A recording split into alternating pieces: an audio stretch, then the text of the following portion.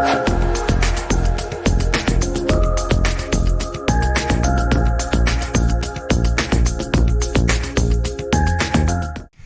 and welcome to Cybersecurity Awareness TV, episode number 442, recorded December 5th, 2023. My name is Mac Jackson Jr. I am your host.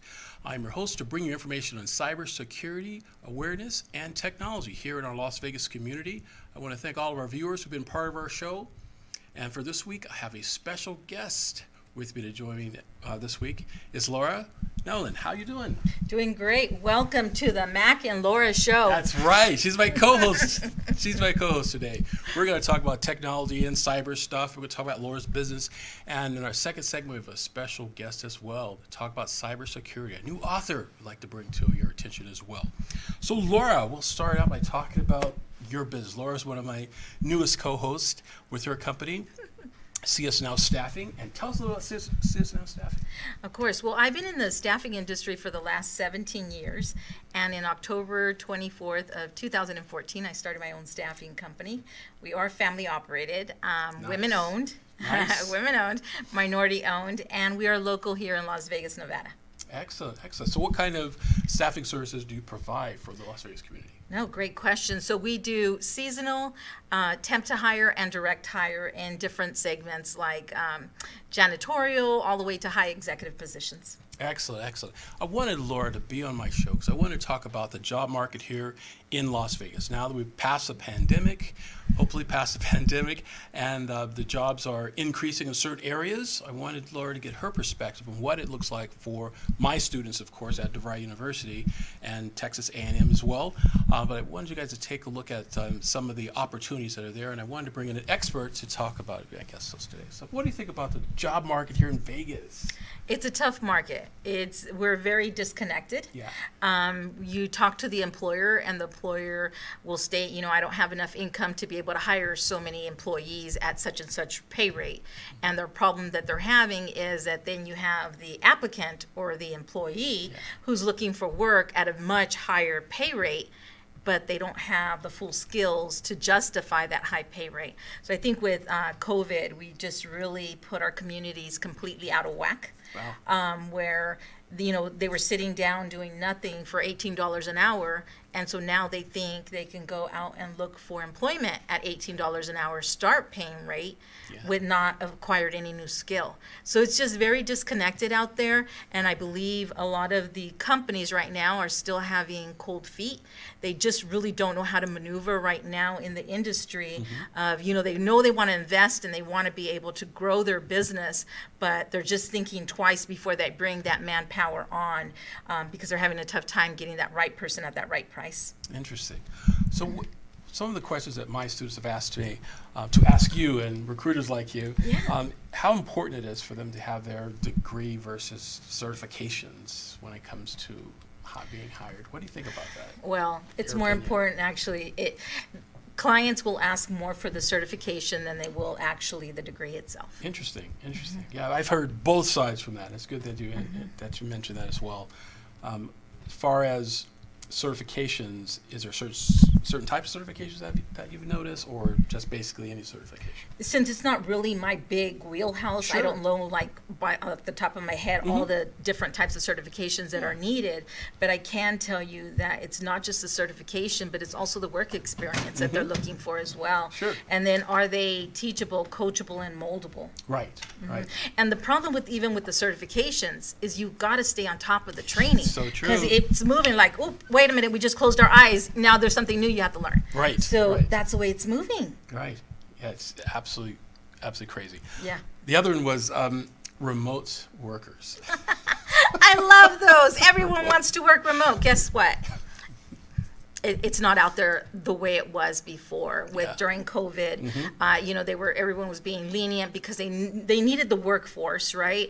And if the only way they can get the workforce to work was working remotely from home, I can tell you a lot of those jobs are no longer there. Most employers are like, if you can't get back into my office and really do the work, then you can go look for a job somewhere else. So I'm not seeing it as big as it used to be. We all thought it was going to really move in that direction, but we're just not ready for it. That's true. We're not ready for it. I think we're trying to move a lot quicker than we're really ready for. Our workforce is not prepared.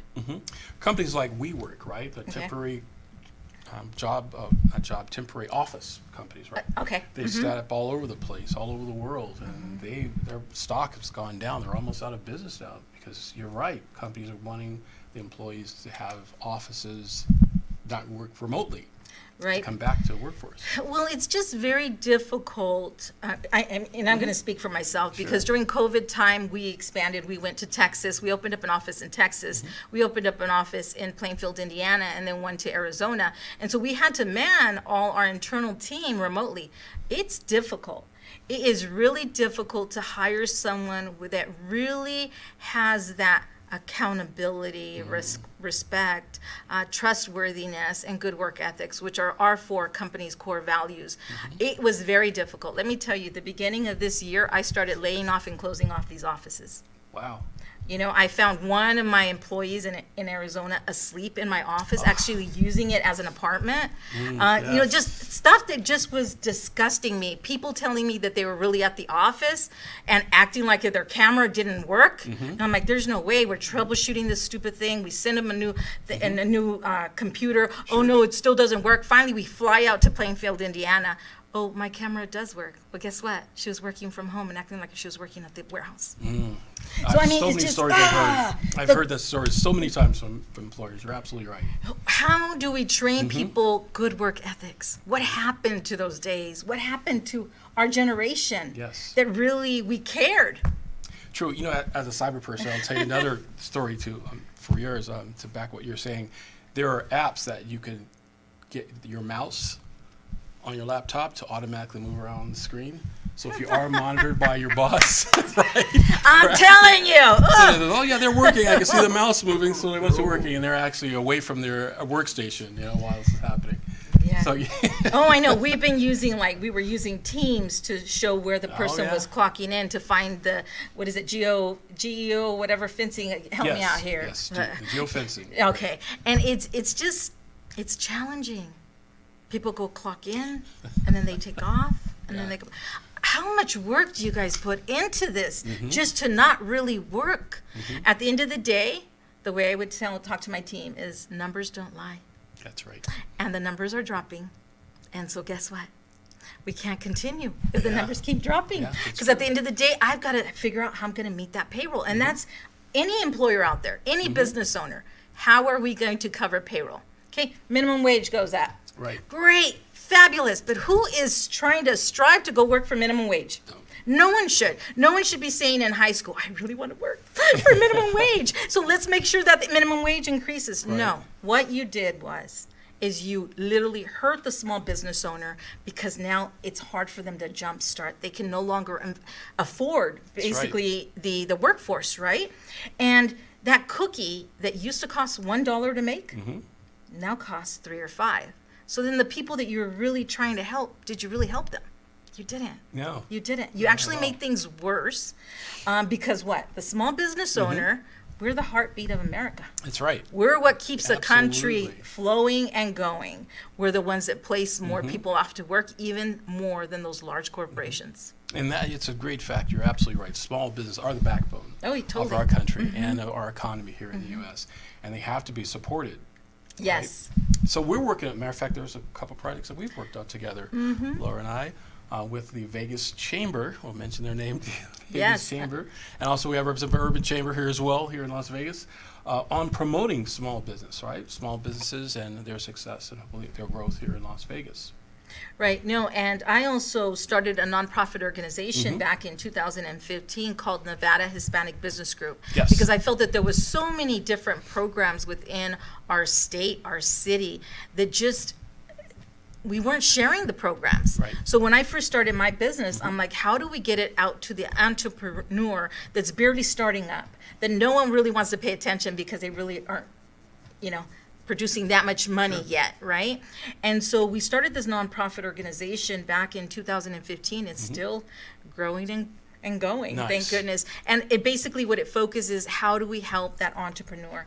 And now I also ventured out with Dr. Olga Cobian on a Spanish TV station called Hablemos de Negocios, right? Let's talk business. And we basically bring on different resources that are offered in the community, and we do it all in Spanish. And so then that way we're targeting the community, and that's kind of my community service that I give back to the community and really try to help grow that entrepreneur. So if you're out there looking to start your business, look us up. Absolutely. We'll try to help you. How will they find out that organization, a nonprofit? Yes, so the nonprofit organization, you can actually give me a call at 702-902-2448, and I'll connect you with the new chairman that's taken over the organization, or one of either the secretary or the treasurer. If I do not pick up the line, which a lot of times I don't because somebody's else picking it up for me, but you can ask for Jaylene. She's one of my assistants, and she's able to direct all the messages to me. Excellent, excellent. So what are some of the plans for your organization, your nonprofit, and your business here? Yeah, so for the nonprofit organization, every single year we actually volunteer with Del H. Robinson Middle School during Christmas time. We take we work with the principal and with the teachers where they put together a list of the kids that won't see a Christmas for whatever reason. Either they're homeless, they're in shelter, or they have broken up homes. Sure. And so they already know the story of that child. And so what happens is they will give us a name of that child and then their wish list, and then we get someone from the community to be able to sponsor them. Right now we're at, I believe, 65 students that we will be sponsoring next week. And we're doing that also with Nevada Hispanic Business Group. We actually launched that back in 2015 when we launched the nonprofit. We wanted to make sure that we were still giving back to the community. Excellent. And then through CS Now Staffing, we also helped launch the WAY program. It's children's ministry with Calvary Chapel, Middle Mesa. And we've been doing that one for 2 years now. For the first Saturday of every month, we take K students all the way up into 6th grade, and we literally show them the way. So we're showing them Bible scripture, how to do the Pledge of Allegiance. We assist them with anything that they might have challenges with at school with our homework. Through that, my goal was to be able to start a homeschool program at the church. And right now we can successfully say that we have 26 students in that homeschool program at Calvary Chapel, Middle Mesa. And it was birthed out of this. And so CS Now Staffing, I'm here to serve. I'm not here to be served. So I'm here to see how I can help my community in any which way I can. We're a military family, so we make sure that we also are able to serve in that aspect as well and helping the community. And I'm bilingual, so I speak Spanish and English. Excellent. See, that's why I wanted to have you on the show, Laura, to talk about those things, way of giving back to our community. You and I both definitely looking to give back to our community and make Las Vegas and our community a better, safer place for families and everybody, especially for small businesses as well. Absolutely. Yeah, so that's the current things you're working on now? Something that really exciting you're working on you can share? I really want to launch workforce development. We started a program for the youth under Nevada Hispanic Business Group where we were helping senior students and entry-level college students. And we were helping them get geared up to either starting their own business or just developing those good work ethics. Yes. I still want to continue moving in that direction. That's why I'm teaming up with you for cybersecurity. Absolutely. I'm also trying to team up with many janitorial companies. Right now there's a big need, and it's very competitive out there for janitorial, but at the same time we don't have the workforce out there to even do the cleaning. Right. So I'm really focusing on workforce development at this time. Absolutely. And we're working together too with cybersecurity. We talked about in one of the classes we were in about the new program that the Department of Defense is offering about CMMC, that small businesses that want to work with the federal government have to have cybersecurity awareness training and education. So that's some of the things you and I have been working on together, teaming up for training for small businesses, making sure that they have cybersecurity awareness, understanding, and education. No, definitely, because I believe, is it 2025? 2025. By 2025, if you are a business owner and trying to get into the government contracting space, you will actually have to be certified in cybersecurity in order for you to be able to get any of those contracts. Absolutely. And that's one thing my company's looking to do is to help companies become certified in cybersecurity hygiene, cybersecurity awareness, so they can do business with the federal government. We're talking even the small businesses. Oh, yes, Even yes. if you want to have a delivery from a restaurant to Nellis Air Force Base here, that restaurant has to have cybersecurity awareness training to understand the threat of cyber threat landscape. So yeah, definitely important to know. Oh, yeah, and I'm looking very forward into working with you with cybersecurity and try to create as many white hats as possible. That's right. Ethical hackers. Yes, Yes. yes. We're looking to educate. Absolutely. We're looking to educate from K to gray, we call it. K to gray in cybersecurity awareness education. So everyone has their responsibility to understand how to protect themselves from a cyber threat. So I want to thank you again, Laura, for being with us. You're going to be on our show again. I'm having you on my show again. We're going to talk more cybersecurity stuff, here at the studio and on the show. Dang it, and I thought it was the Laura Mack show. What happened? Sure, Mac, I'll have you on next time. Just joking. Definitely appreciate you. Well, folks, again, look below and you'll find information on how to contact Laura and all of her great projects she's working on, especially this Hispanic community as well. We definitely want to make sure that we reach out to all minority communities here in Las Vegas about cybersecurity awareness and opportunities to promote their business and make sure they strive for the best, to be the best. So, folks, thanks again. We'll be back with Cybersecurity Awareness TV with our next special guest after these messages.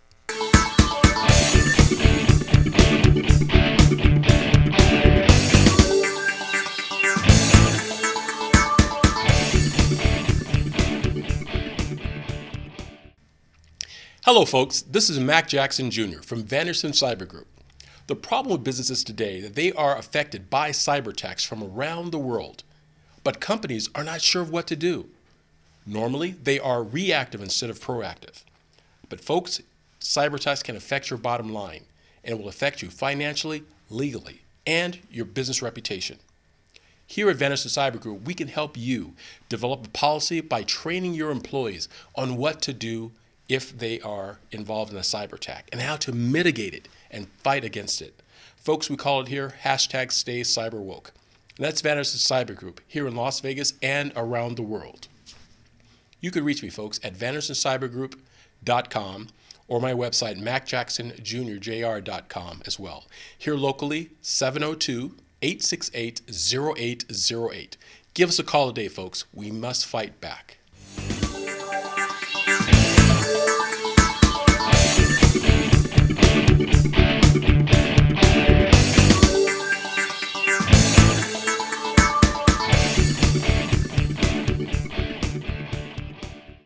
Hi, my name is Edgar Alejandro. I'm the co-founder of Rising Again Productions.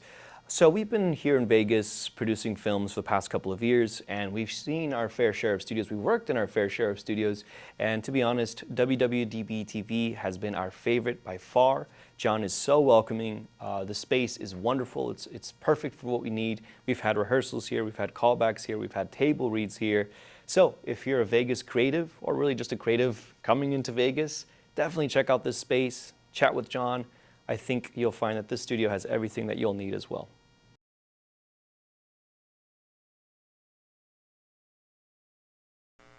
Hello, folks. Welcome back to Cybersecurity Awareness TV. I'm your host, Mac Jackson Jr.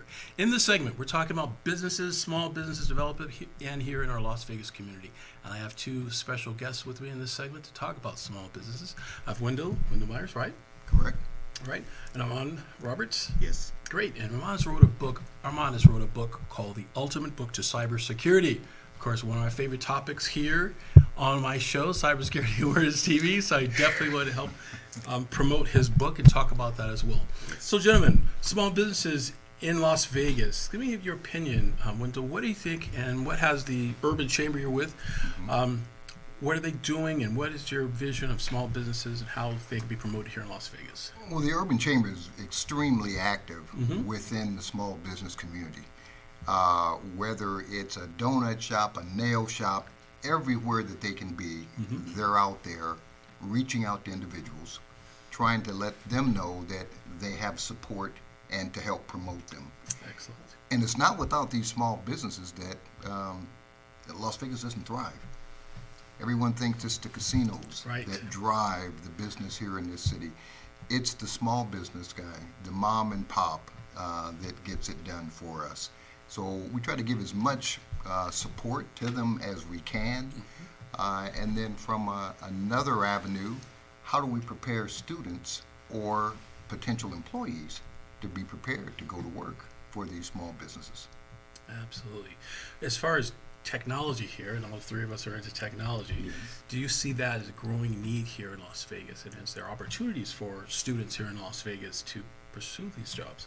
Without a doubt, technology is the driving force. I often use the analogy with all the students that I've spoken to. You can't even get your own money out of the bank if you're not somewhat tech savvy. Absolutely. So it is So true. something that is certainly So needed true. from every particular avenue. Yes. And then right down to the small business guy. How is he keeping track of his business? How are records kept? How are employees kept safe? We've just, had incidents where different businesses have been hacked. Well, we want to teach the small guy how to protect himself because he's more vulnerable because he has much more to lose Yes. than the big guy. Yes, that's right. It sure does. Definitely small business. Sure. Have a lot to lose. So, Armand, Yes. Mr. Roberts has a book on the ultimate book of cybersecurity. Tell us a little bit about yourself. What made you want to write a book on cybersecurity? Well, this has been a journey that I didn't anticipate.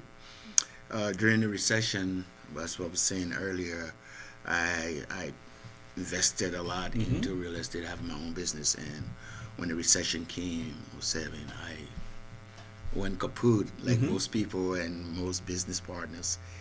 And while I was in that space of trying to figure out what is next, with great fear and anxiety, I decided to take up some of my veteran benefits and go back to school. And so I signed up with ITSA enrollment, which is Information Technology Security and Administration. Absolutely. And so when I signed up with the ITSA course with my computer career, I started to, just come across so much information coming to me about just not just the corporate safety, but our own individual safety and beyond to corporations and governments.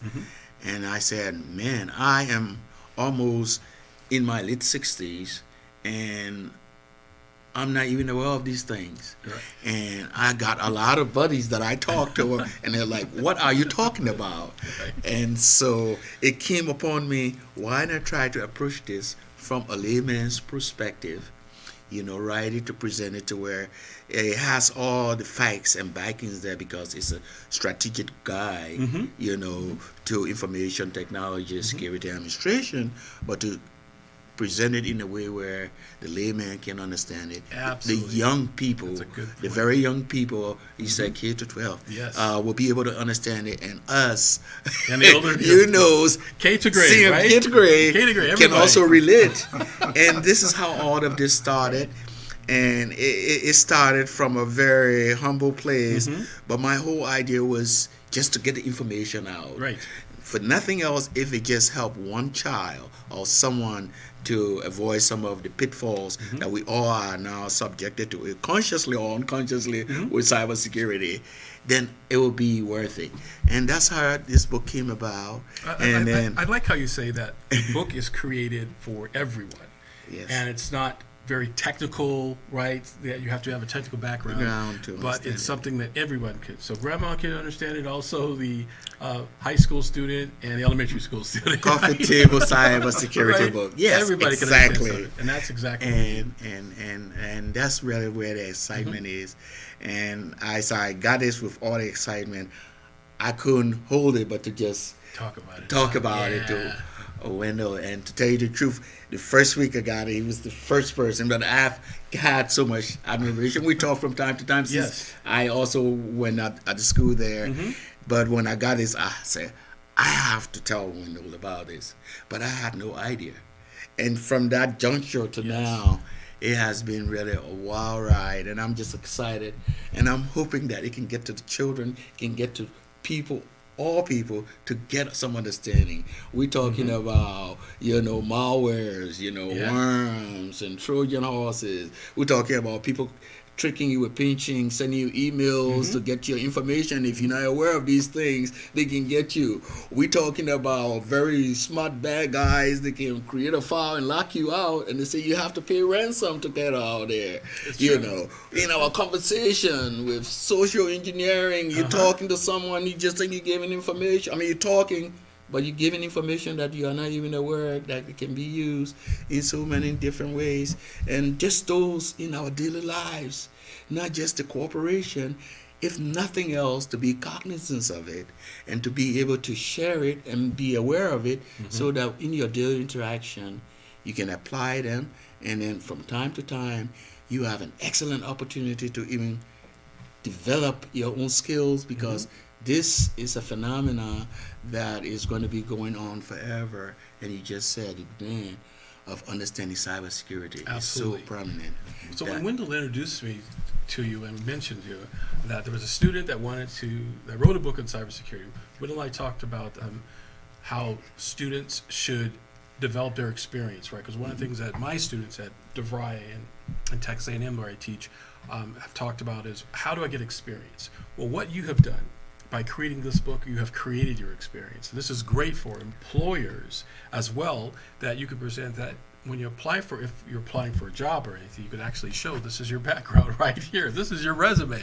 And I tell my students all the time, the assignments that we give them, the essays we have them write, keep that data, keep that information, because you Absolutely. can write about it one day and publish a book. Absolutely. And it was from your visit, along with Laura at CS Now Staffing and Sonia from Torian Consulting. Yes. You spoke about students, when you experience something, write it down, Yes. share it, post something on a blog, get comments, get feedback. That's how you develop and that's how you grow from putting those things on paper. Absolutely. And after we had that conversation, and then Arma came to me and said, I've written a book. I said, well, that's exactly what Max said to do. Branding. And so here is the proof in the pudding of what you've said, to gain experience, because 9 times out of 10, when employers are looking for a good employee or looking for someone to hire, they say, you know what, do they have the certifications, A+, N+? Yes, they do. Well, what kind of experience they have? Well, not a lot. Well, that's great, because we can teach them. We can teach them, but are they willing? That's right. Are they reliable? Are they that individual that if I'm at home sick and I need someone to open my company, are they going to show up? Can I Right. count on that happening? Right. Can I count on them being there? And with remote work going away, reliability is one of the key components that an individual can bring to the table.